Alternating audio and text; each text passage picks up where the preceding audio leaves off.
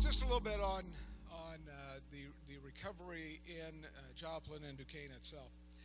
Um, and it is probably a little bit like preaching to the choir at this point, because many of you lived it and continue to live it. But we had 557 employers, and expand that. That's not just businesses. Those are places like churches that employ people, and other not-for-profit entities that employ people, and apartment complexes that get counted as housing units, but they employ people. And so we had 557 employers that were damaged or destroyed in the storm. We had 9,000 housing units that were impacted by the storm. A little over 4,000 of those were completely destroyed or eventually had to be destroyed because they could not be repaired. We had about 9,000 people who were displaced for the long term in that, which many people found other housing opportunities pretty quickly or with friends and family. And we eventually wound up with a little bit over 600 of the FEMA housing units, which had about 1,500 people in those units. So that's a great difference than 9,000 people, but it tended to indicate how many people were finding other alternatives in that. So where we are today on the housing stock, of those about 9,000 units in total, 85%, almost 86% have been repaired, rebuilt, or under permit, which I think is a great push forward in not quite 2 years. There are still areas, as all of you know, that have not quite seen the rebuilding that perhaps was anticipated, but those are also the areas that I think were fairly early on described by the Citizens Advisory Recovery Team, like 20th Street, as a corridor that was already in transition and becoming more commercial, and that it was really an opportunity to just make it commercial. And so people chose to leave their land for future commercial opportunities and build elsewhere. Of the some 600 FEMA trailers that were out there, there are fewer than 40 left. Only about 100 people that still live in those FEMA trailers, and anticipate most of those folks finding other alternatives, and some of them were just waiting for some of the apartment complexes and other housing alternatives to get built, but probably by midsummer the rest of those will be gone. In terms of the employers, we had, again, 557. About 450 of those were actual businesses. 90% of those are back, and so we see a very good number of those employers back. We've seen about 50 new businesses come to the community since then, and they run the gamut from places like Longhorn, which people were pretty excited about and had been looking for a place to locate in Joplin, to Blue Buffalo, which is a premier pet food manufacturer that is under construction now and will open about this time next year with 150 employees. We continue through the Chamber to provide resources and assistance and tracking the businesses that were impacted. You'd think at this point there'd be some, if they're not open yet, you're going to say they're never coming back, and yet we still see people out there looking at it, weighing their options, and trying to figure out maybe it's not the business they had, but is there another opportunity out there? So we think that's very positive. Overall employment in the area right now is a little bit north of 83,000, and that puts us at about 5.4% unemployment, which is 2%, greater than 2% under the nation, about 1% and a little bit more under the state of Missouri, which is pretty typically where we are, about 2 points under the feds, 1 point under the state. And actually in July, August of last year, we actually reached a higher level of employment, and 83,000 is high for this area. We usually run in good times somewhere around 81 or 82,000. 82,000, but we actually came close to almost 85,000. So that was a record high of employment for this area. And of course, some of that construction and rebuilding has ended, and those jobs have started to go away. But all in all, it's been a very good opportunity for the community, I think, to work together. I was in Washington last week, and it was very interesting. We talked to our elected officials, but we also made calls in several departments like education, transportation, and these are department heads. They're the working folks who make things happen. They're not elected, and across the board, they commented about what an inspiration they felt Joplin and this area had been because of how things had recovered so quickly, and because of how people had worked together and continue to work together to make good things happen. So we may not see it like we did 2 years ago, but we still get a lot of good kudos out there when you tell people where you're from. People really want to know what's going on, and have a lot of positive comments about how we've tackled the rebuilding.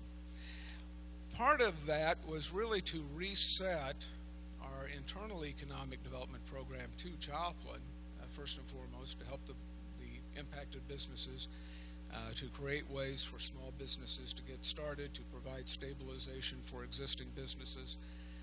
But once we did that, we also looked at our regional program, and at the time we had what was called, and still is actually, the Joplin Regional Prosperity Initiative. Joplin Regional Prosperity Initiative was about 1.5 years old.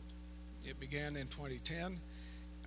It had a number of communities across 5 counties, 3 in southwest Missouri and 2 in southeast Kansas, that were working together primarily on the business side, business attraction and existing business support, and a little bit on the workforce development side of that, because we know that having a qualified workforce is a critical piece of employer success. And you know, that real momentum point about 1.5 years in, where everything is starting to click and programs are working, was when we had the tornado. And we knew with some 5,000 jobs at risk, not all of those were people who lived in Joplin, they were people who lived all over the region. And we said we need to reset this program. So we went through last year a process with Market Street Services out of Atlanta, Georgia, to really help us gain that. And this wasn't a new thing. Some of what you see here, Joplin, Carthage, and Neosho really began this back in 1996, 1997, working together on economic development. In 2008, as mentioned, JBIDC, the Joplin Business and Industrial Development Corporation, which is the umbrella organization for the funding, was looking at a 5-year funding cycle and really changed that name to the Joplin Regional Prosperity Initiative to encourage partners in southeast Kansas to get involved. We'd had good interaction with them before, but we didn't have a formal way for them to get involved. And we really looked again at the 2 metro counties, Newton and Jasper, and Barton County on the Missouri side, and Cherokee County directly to the west, and Pittsburgh and Crawford County, which is a micropolitan area just to the north of that. We were really looking, as this indicates, I'm not going to go through it all, but it's really pretty focused in the 4 points, as mentioned, on business attraction, existing business support, entrepreneurship, small business, and workforce development. So kind of keep those 4 key points in mind. We had funding of about $3.5 million for the 5 years. We rolled out the program in 2010, and of course then we had the tornado on top of that.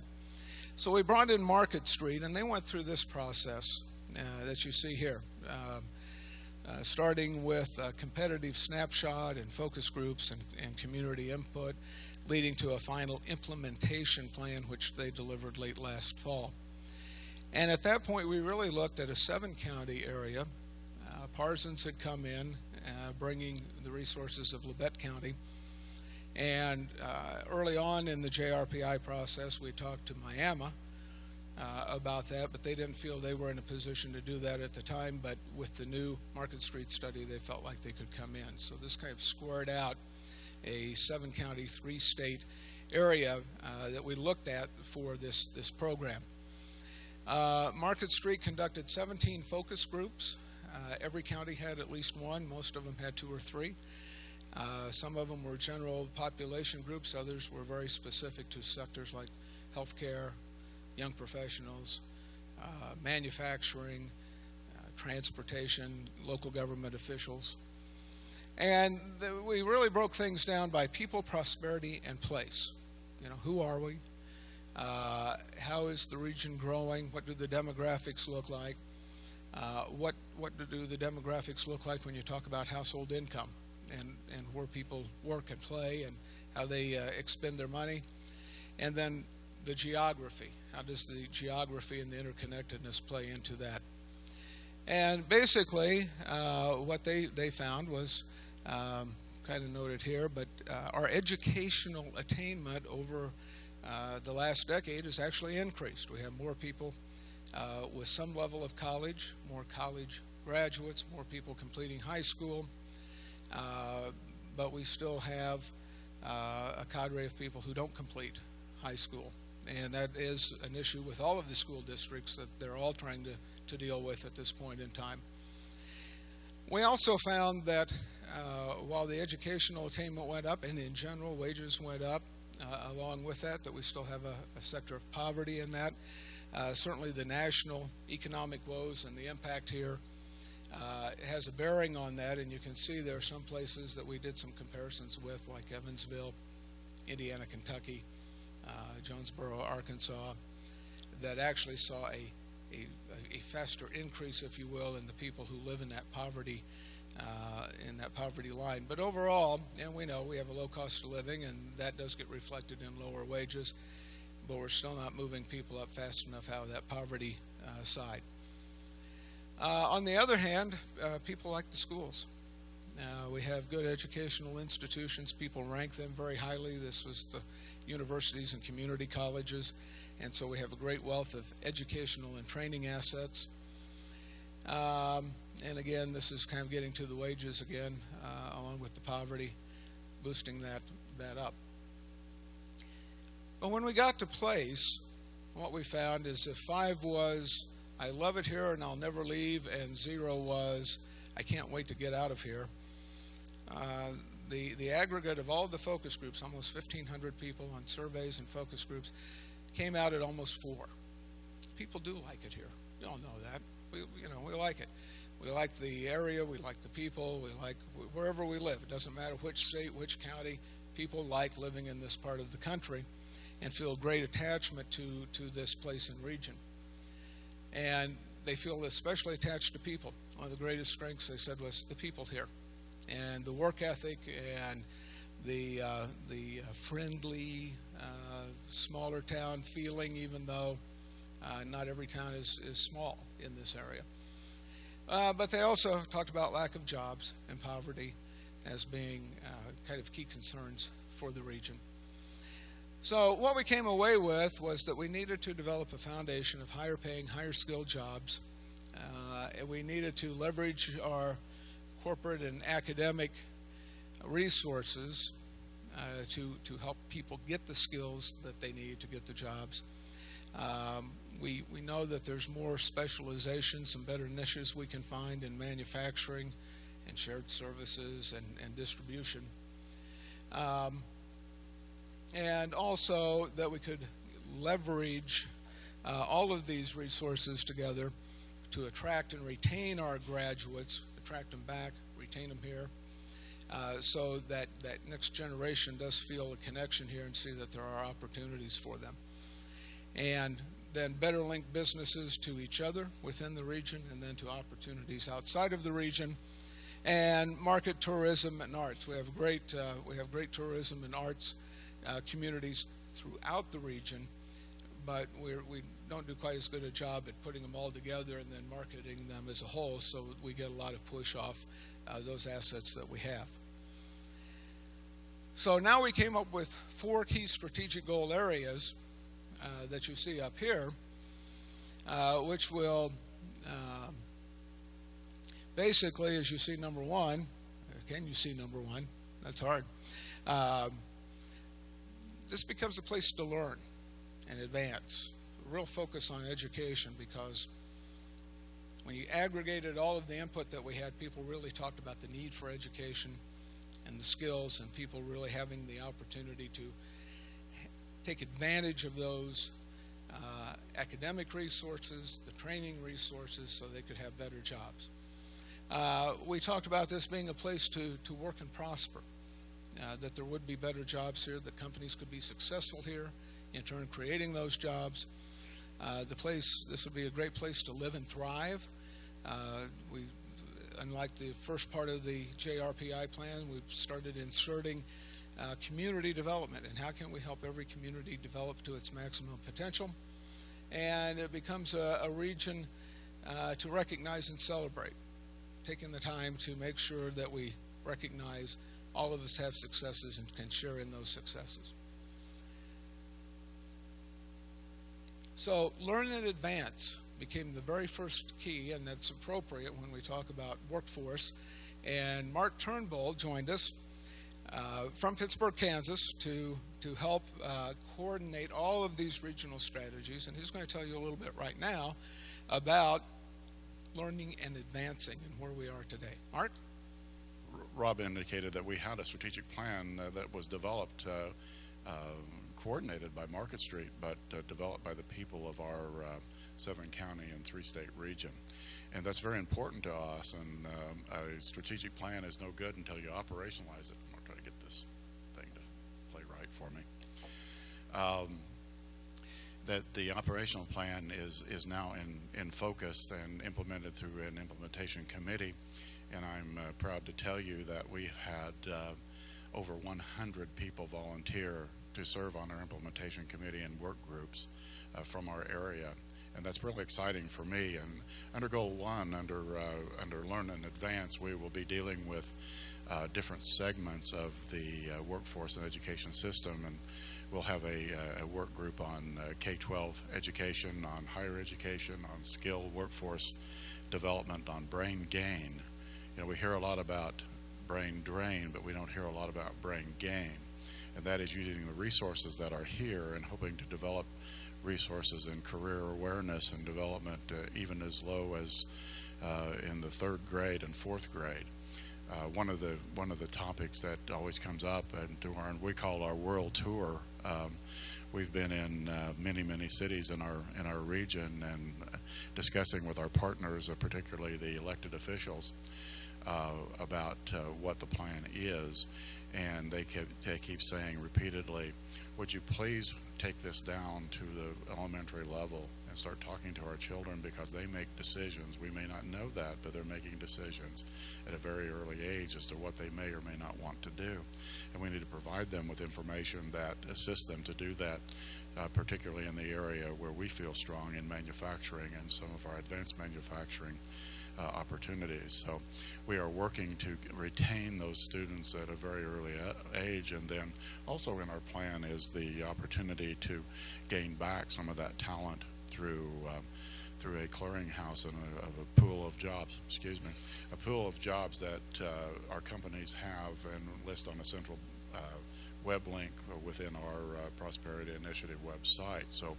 who has the jobs, where are they, and who wants to come back to raise their children in an area that we all appreciate so much.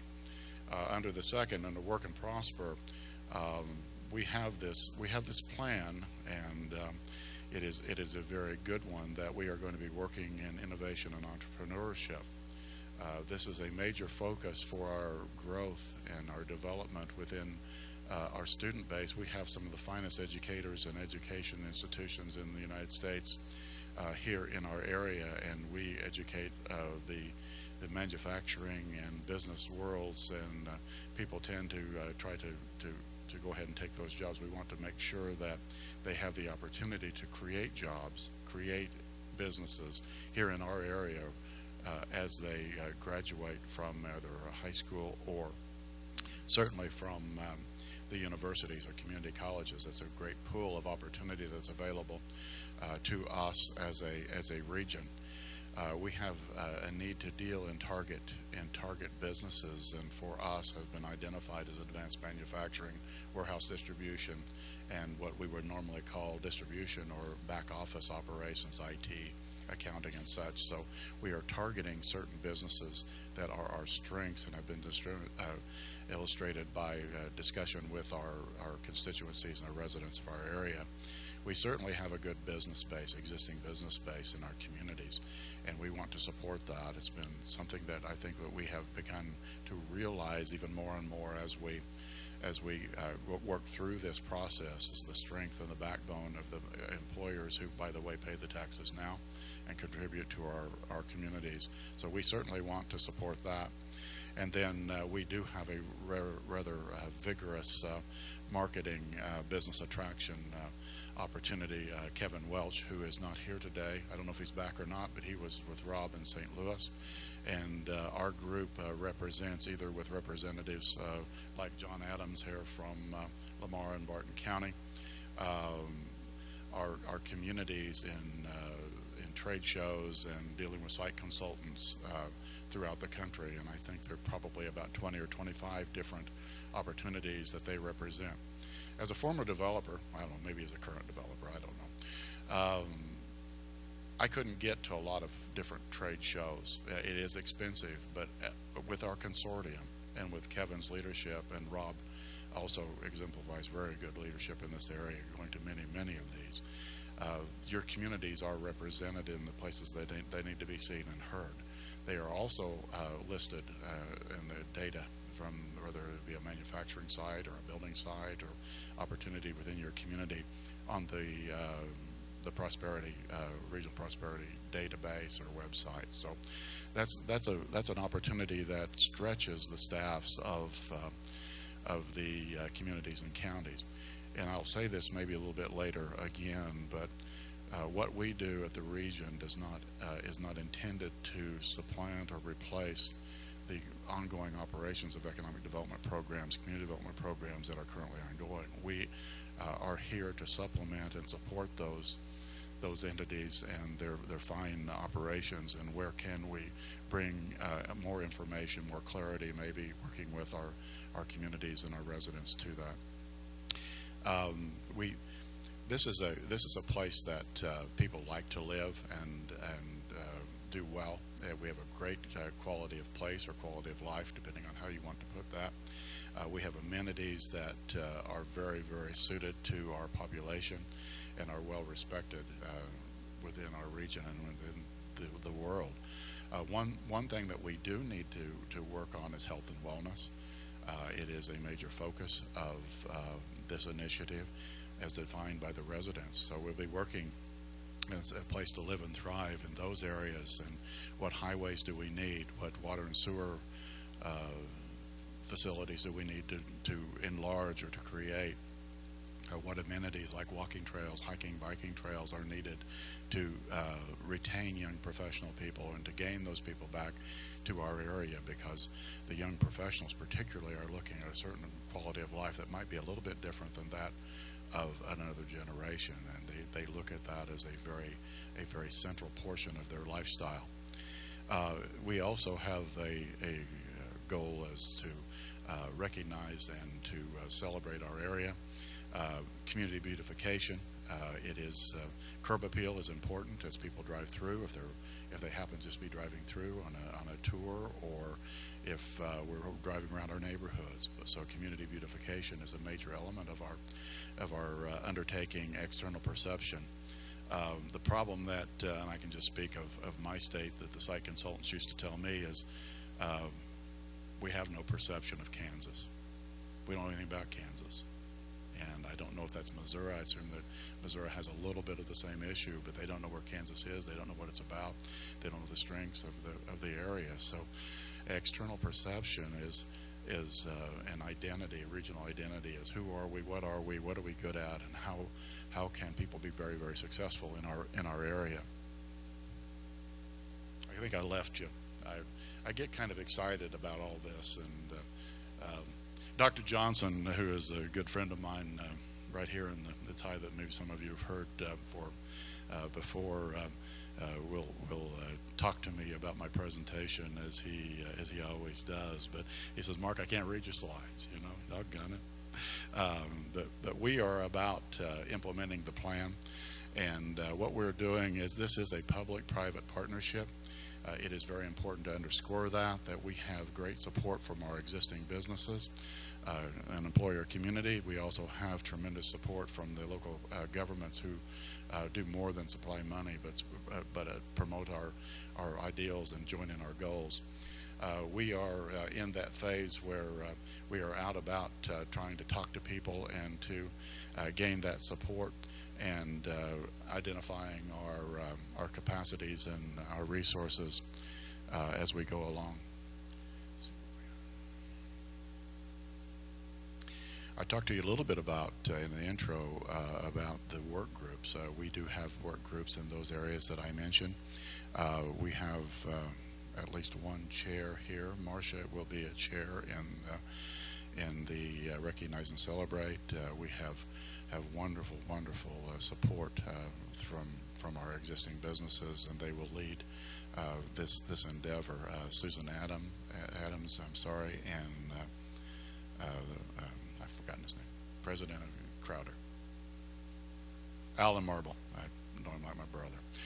Is a chair with Susan of the Target marketing and workforce area. So we are beginning the rollout of our campaign. We have visited probably 8 or 10 different cities and communities to do that. We are formalizing our volunteer structure through our implementation committee and analyzing our resources, as I indicated. One of the most important things to me is you've hired professional staff. That would be me. And right now, and I would like to introduce Carrie Beasley, who works for Rob at the Chamber, but will be our talent coordinator. Carrie, wave for them. Thank you very much. She's also my office mate and taught me, or tried to teach me how to use the computer and system and the telephone here, and she says I may be beyond a little bit of help. So anyway, I'm sorry for that, Carrie. We have formed a talent partnership, which is the education system, workforce system. That is going along very well. It will be implemented in year 1, which starts by design in July of this year. We are developing and launching that job clearinghouse, trying to gain information on how to do that, what the best format is.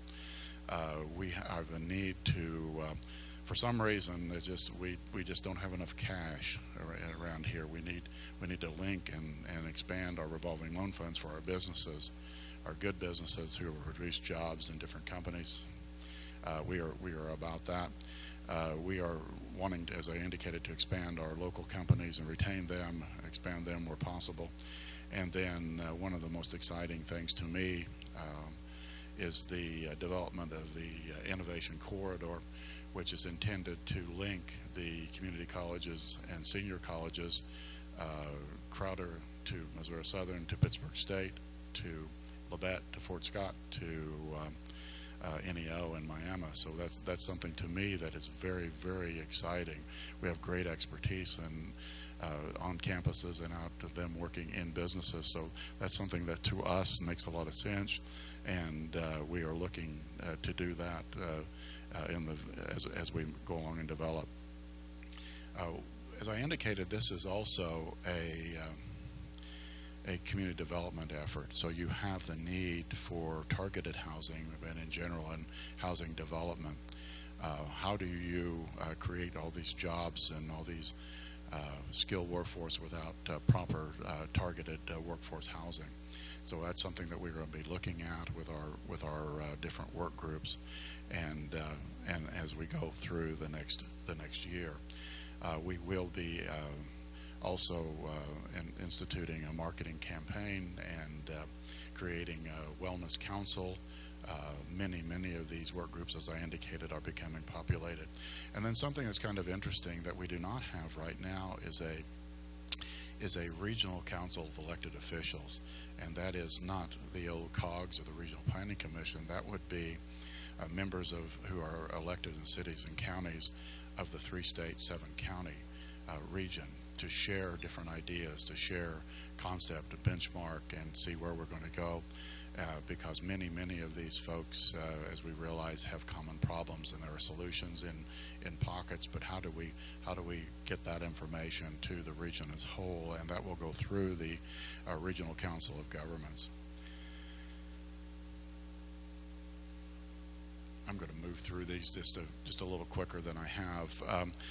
We are in the process of needing to unite through many of the ways that you've heard today at this conference, the business community and education, working toward a stronger form and stronger graduates as they graduate, and their career skill sets need to match that of the current and future employers. So that's one of the things that we're going to be asking your help with.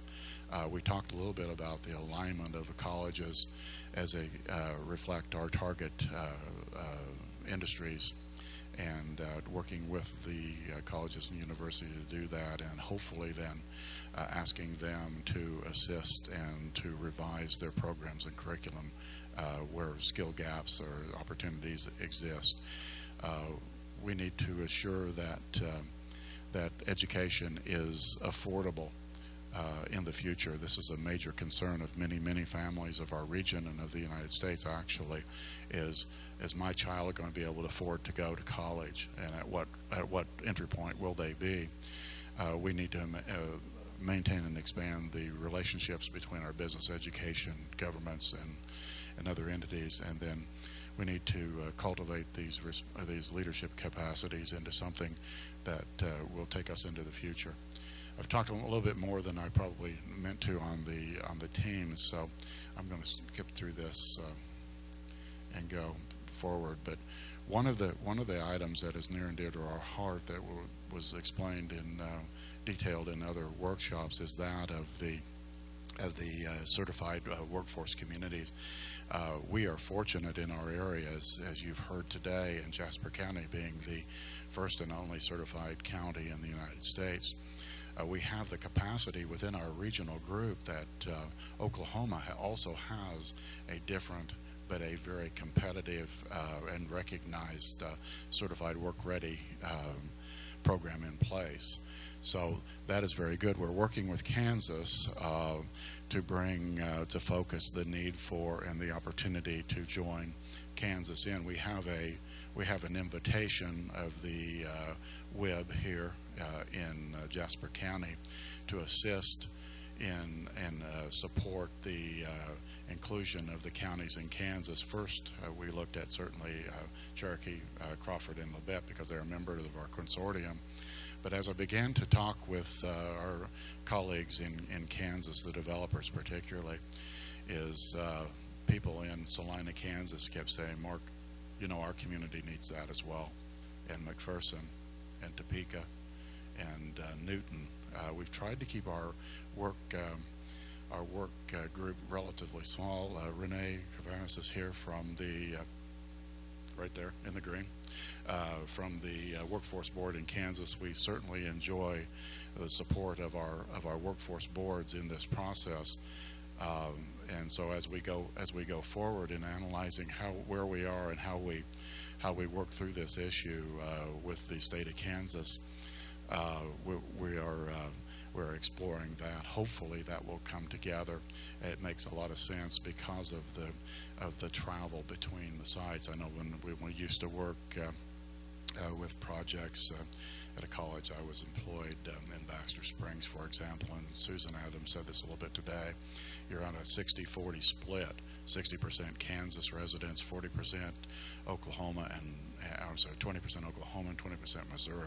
So the common knowledge and common skills developed through education and skill gaps identified. This is very important to our employers, which is our total focus of our longevity and within our plan.